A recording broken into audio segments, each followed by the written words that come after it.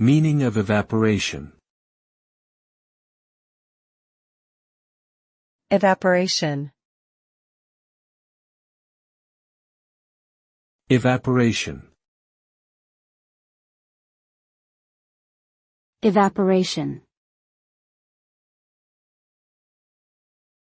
Evaporation. Evaporation is a process by which a liquid substance changes into a gaseous state due to the increase in temperature or decrease in pressure. During evaporation, the molecules of a liquid gain enough energy to break the bonds between them and escape into the air as vapor. This vapor rises into the atmosphere and may condense to form clouds or disperse into the air. The result of evaporation is the loss of liquid volume and concentration of solutes in the remaining liquid, as only the solvent molecules evaporate and leave the solutes behind.